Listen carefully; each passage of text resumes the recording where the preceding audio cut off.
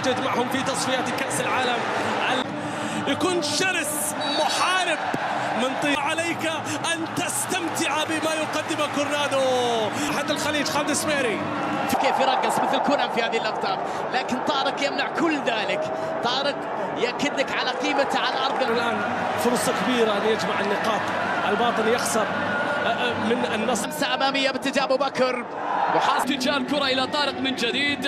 المحاولة بلمسة. 10 مباراة ما بين الاتحاد والاتفاق، 10 اتحادية و3 الآن. وتصل الآن من وسط الملعب المحاولة تصل العدالة في مباراة اليوم. كل شيء وارد في كرة القدم.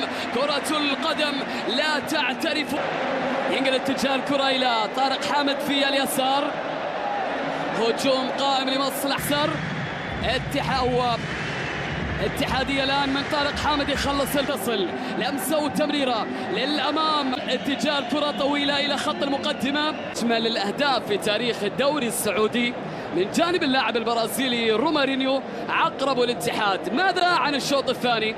كيف سيتعامل المدرب مارتن سيفيليا بعد التأخر وأن تشتعل المباراة؟ لكن جروهي قال واجهته من أمام التعاون، وذلك قد يحدث اليوم ب 49 في تغطية الواجبات الدفاعية والأدوار. لقاء سابق جمع ما بين الفريقين. هنا التغطية الدفاعية كانت ممتازة من البيشي اللي أخطأ وصحح خطأ. العبيد على طول كرته مقطوعة مع الذئاب والسبيرز.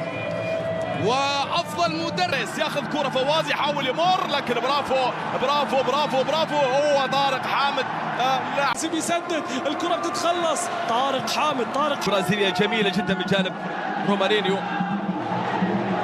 بعد تتكلم عن يفضل إبقاء باتريس كارتيرون في دكة